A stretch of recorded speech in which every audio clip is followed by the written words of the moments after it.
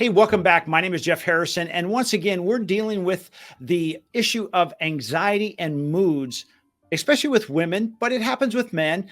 And we're very, very blessed to have another individual join us today who's going to help us talk about something that, quite frankly, anxiety, we think, well, that's a mental issue. We've been told that all our lives. But is it true? Or is it false? Well, we're going to bring on Michelle Brown, and she's going to help us understand, is that real or not? She's going to maybe debunk that. Hey, Michelle, how you doing? I'm good. How are you, Jeff? Hey, I'm good. Before we jump into today's topic, I want to have you just tell us a little bit about who you are, and then let's get right into this. Sounds good. Yeah, I'm so excited to be here. So, just a little background about me. I'm a functional nutrition practitioner and an herbalist, and what I love about those two modalities is really bridging the gap between modern functional medicine and these traditional herbal practices that have been around for thousands of years. And I see those two really complementing each other as we bring in like cutting edge science with some of these traditional approaches to healing.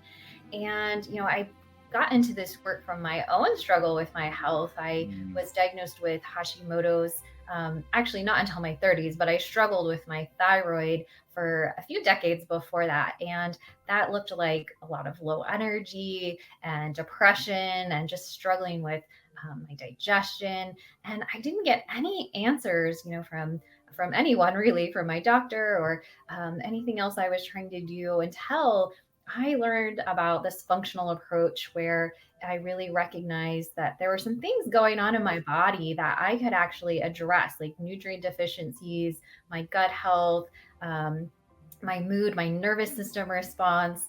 And I was really amazed at how, once I took this approach, I was able to get my health back on track and my mood.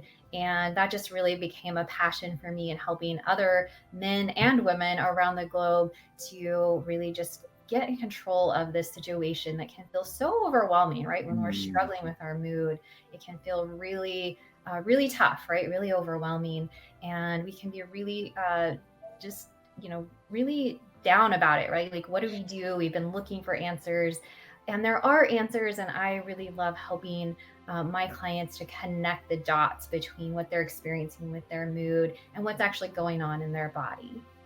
Well, I think you're doing amazing work. And when, as you say, when people are suffering with this, it's like the world becomes so much smaller and the options become so few that it's almost a helpless situation. So thank you for doing what you're doing and helping people get from that despair to a place where, life is engaging again. There's opportunities and the sun does come up. It's exciting. So thank you for doing what you do. Thank you. I appreciate that. I do want to ask you a couple of questions just to clarify for our audience, because some people may not be familiar with the word functional medicine. Can you give us a broad overview of what that really means? Sure, I'd love to. Yeah, when we think about, our kind of conventional medicine approach that most of us have experienced and grown up with in our lives, it's really this approach of, you go to the doctor, they give you a medication, right? Whether you have depression or an ear infection or I don't know, whatever. Usually it's just a prescription that you're handed. And in some cases, there is a time and place for that. But what we know is that a lot of times, a lot of the current health issues that many people are struggling with are related to nutrient deficiencies in their diet and hormone imbalances, right? Things that take a little bit more work to address than just giving someone a prescription. And that's really where functional medicine is different than what we've most of us again have experienced as kind of our current medical model, where we're looking at a systems based approach to really finding the root cause of reasons why someone's struggling. So Mm. many people in our society today really are struggling with chronic health issues, whether that's showing up as the anxiety, the depression, and other low mood issues that I help clients with, or chronic gut issues, chronic pain. In fact, these are really common in the clients I work with who are struggling with their mood because there's a common root to all of these things, right? And that's where we want to address things at the root, which is often related to inflammation, right? It's related to lifestyle practices. It's related to blood sugar imbalances, nutrient deficiencies. So by addressing these things at the root, which is what this functional approach does, we're able to really shift things in the body in a way that's lasting, right? That really gets to why we're experiencing these issues so we can shift them and stay in a place of really being healthy and free from these chronic issues, which I know is what we all really want. Yeah, I think about functional medicine is one of those things that's like, you know what? I want to live until I die versus what it seems like is like, people reach a certain age and then they live the last 10 or 20 years dealing with pains and aches and the inability to really enjoy life. I'm excited about what you're about to share, especially when it comes to anxiety. And we've always kind of hung that shingle on the mental side, but you have a different feeling about that. You want to share some insight to that? Absolutely right. With so many people who are struggling with their mood and anxiety, they might go talk to the therapist about that, right? And I am all for therapy. I think mental health therapy certainly has its place. But what I want to help people understand is that often there's this biological disconnect happening in the body, right? There's a physiological disconnect, a root cause there with, again, inflammation, nutrient deficiencies, gut health, right? These all are impacting our mood. And until we address the true root cause reasons for why we have these low mood symptoms, we're often going to keep struggling with them. I have so many clients who have gone the mental health route, right? They've gone to therapy and they still feel like they're struggling and they think, why can't I snap out of this? What's wrong with me that I can't just, feel happy about my life? Why do I struggle with this? And while again, there's this mental health component to this, if we don't address the physical health side of it, we often find ourselves just kind of stuck, right? Spinning our wheels, staying in this place of feeling just kind of chronically down, depressed, or anxious, and not being able to really shift that pattern. Even though, we might look at our lives and say, I have clients who will say, my life is pretty good, right? Like I don't really have a lot of it's not like I've been through really terrible things. Now, some of my clients have, and I want to acknowledge that as well. But, even for those who maybe would say, it's not really like I have a stressful life or I've been through a series of stressful events.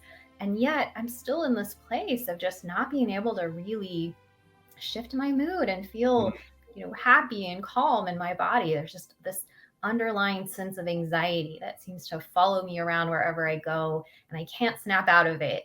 And that's because it's a physiological response in the body that needs to be addressed.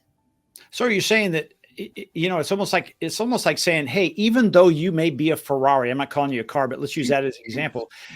You're a Ferrari and you have all the right stuff, but if you put in bad fuel, the quality of how that vehicle is going to run is affected. And instead of examining the fuel, we're actually changing the carburetor. Right. That's a great Is that example. right? Is that kind Yeah, of the way that works?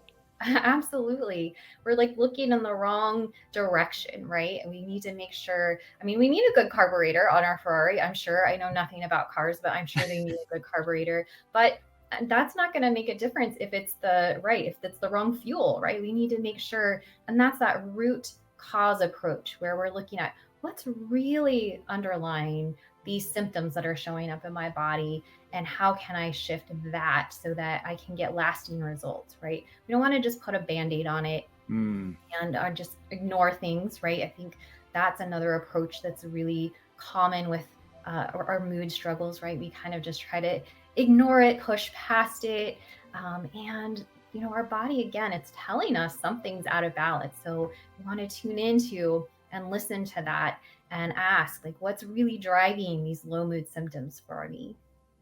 In your studies, I'm not going to call out any particular practitioners that they've done anything wrong. I know that's not the situation, but in your studies and maybe even in your opinion, how many people are out there that are being diagnosed with anxiety that it's a mental issue when it could be physical? Oh my goodness. Well, I mean, in my opinion, there's almost always, maybe even it would be true to say 100% of the time, there's Wow. always something on the physical level that's behind that anxiety. I'm certainly not saying that there can't be, life stressors and trauma and things that are impacting our mental health and our level of anxiety. But what I think is important to understand is that stress, trauma, overwhelm, they change our physiology, and that's Mm. the key there, right? That our hormones will shift in response to stress and overwhelm. We burn through some of our important minerals like magnesium more quickly when we're stressed than when we're calm and relaxed. And so there's almost always, if maybe even safe to say always, a physiological component to anxiety and depression. Do you have a way to test people? Like, as an example, as you explain this, I'm thinking, when I've gone to the doctor, they never ask me, "Hey, what are you eating? Let's do a test and find out with blood, are you low on zinc or magnesium or any other of these components?" Do you have a way to test this so we can figure out, hey, is this really the underlying problem? And then can I take different steps to go forward? Absolutely. I think testing is a really important part of the equation. Like we talked about last time, I start with an assessment, right? Just kind of a quiz I can give clients that helps me to start to pinpoint what might be driving their specific low mood symptoms and their physiology around anxiety. Because, there can be different factors here, right? And for one person, they may be low in zinc, they might have a copper excess. Another person might have oxidative stress from poor gut health, right? Mm. And so, in order to really get to that root cause, I need to understand what's going on with this person. And yes, what are they eating, right? All of these things are so important. So, I start by doing a lot of assessing and really just gathering a lot of information from my clients before we go to any testing. And then once I have that assessment back and I've got a better picture of what might be going on, that's where I bring in really targeted testing and looking at nutrient deficiencies, looking at markers for inflammation, blood sugar balance, right? All of these things we can test really easily with some just simple blood work that will help us to guide the steps we take to address those underlying low mood symptoms that they're experiencing. This first assessment, is that something that someone can access and they do? Is it done with you, or is it a done? I do it myself and then I submit it to you and then you take it from there. How does that actually work? Do I need to come to your office, or is this something that you can help women or men across the globe? Yeah, I do actually work with clients from around the world, and I just send them assessments online. So I do everything online and through Zoom. And I usually have them complete the assessment on their own before we meet, just to give them time to kind of think through their answers. We can always talk about it when we meet, but it's just a simple kind of checkbox type of assessment, and where I'm looking at, do you experience this type of symptom? Do you have Mm. that symptom? And it's really fascinating to me, Jeff, how there's like this constellation of symptoms and maybe even we could say personality traits or patterns that start showing up Mm. with specific imbalances and specific nutrient deficiencies.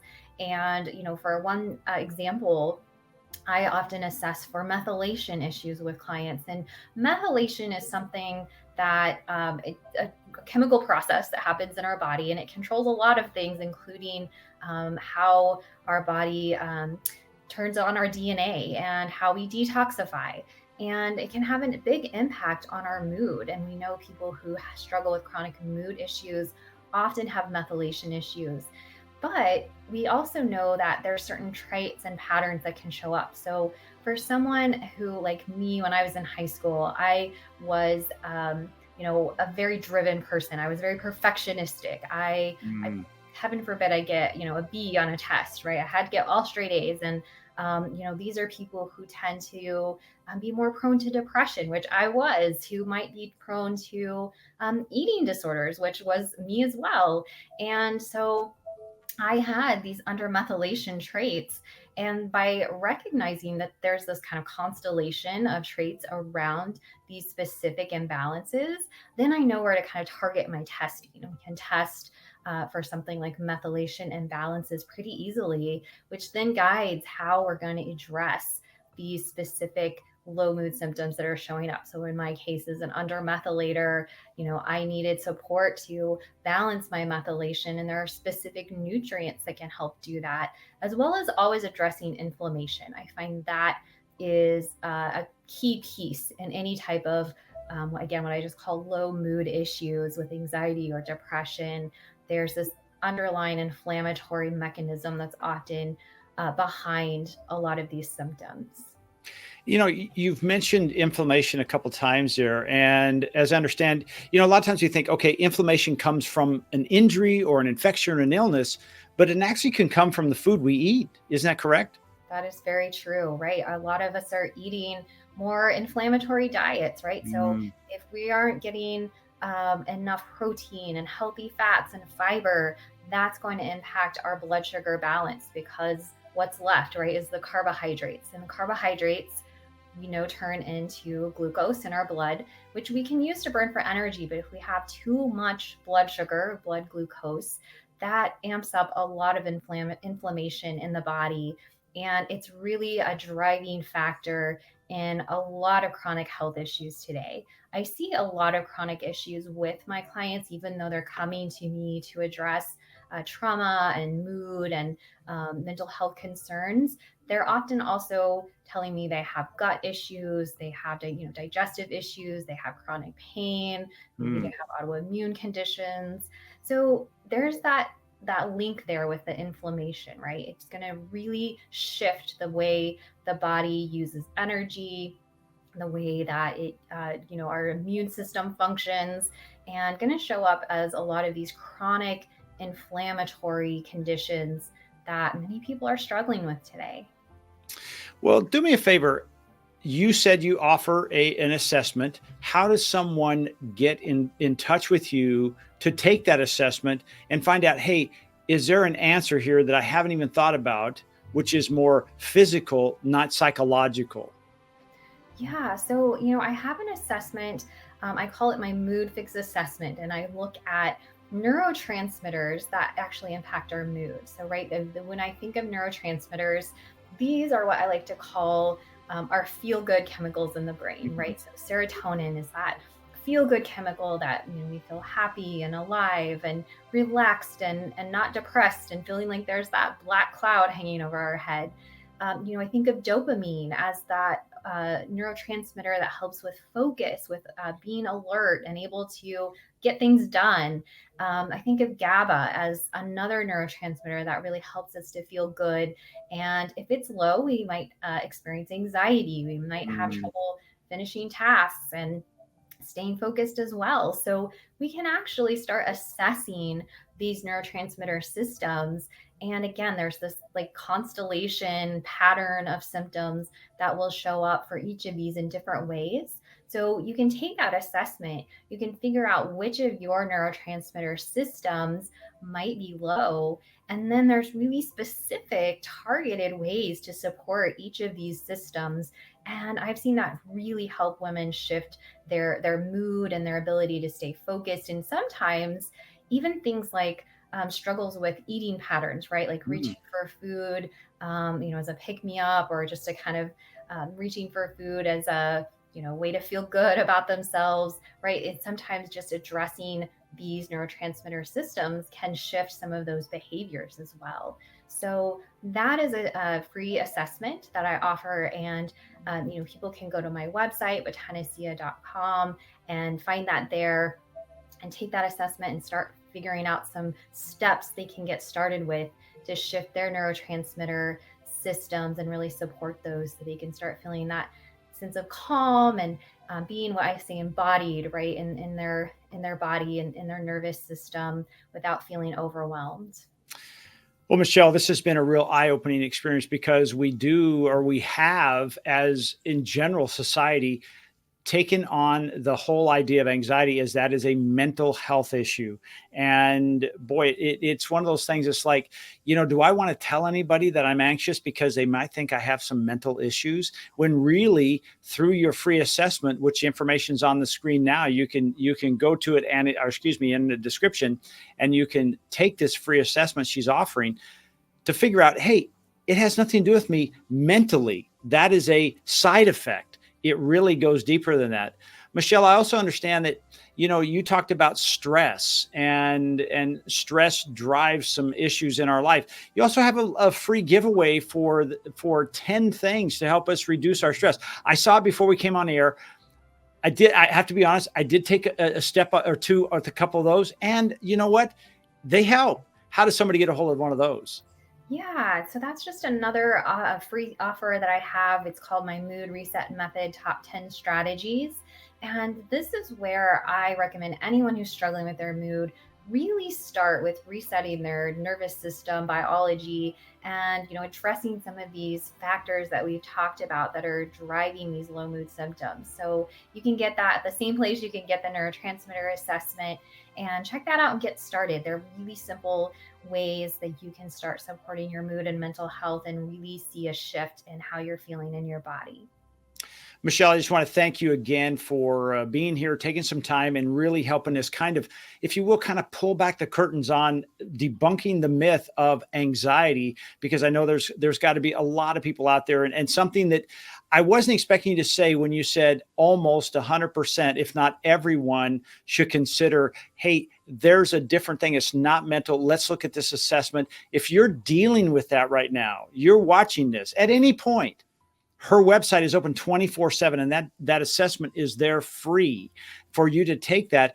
And, I have to say, she's kind of like a modern day super sleuth, Sherlock Holmes. But that assessment helps her understand, hey, are there some issues there? Because I think she's also the type of person, if it is one of those things where it has nothing to do with your hormonal imbalance and you're all set there, then she can clearly state, hey, this is something we can't help you with because you have that covered. It may be a mental issue. And that's where you'd say, hey, you need to go see a different person. Is that correct? Absolutely. And yeah, I mean, there are things that we can address from that mental health perspective. Again, like I think that, therapy, mental health therapy can be valuable, but I just want to emphasize that, unless we address this from a holistic approach where we're also looking at the biology, the physiology of our nervous system, often those really valuable things like therapy and other modalities just don't move the needle the way we want them to. So, it's not an either or approach, but we combine these modalities in a way that we're supporting the whole system, the whole person, mind, body, soul, all of that. That's where you're going to see things really shift. So I just want to encourage you, if you are struggling with your mood, not to overlook this nervous system biology piece that's often, almost always playing a role in those low mood symptoms.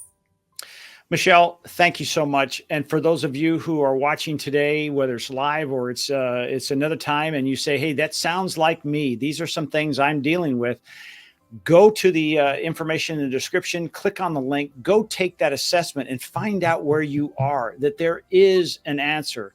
It's not something we just want to say, hey, let's just medicate it and because that weed will come back. As I've said before, hey, if we just take the top of that weed off, it looks good for a while, but it's still growing underneath and it'll pop out again at weird times. And that's sometimes we say those are mood swings. Well, with Michelle and her assessment, we can get to the bottom of this. Please go to our website today and take that assessment. The link is in the description. Michelle, again, thank you so much for being here. You have been a light when, it's almost like you're a lighthouse out there.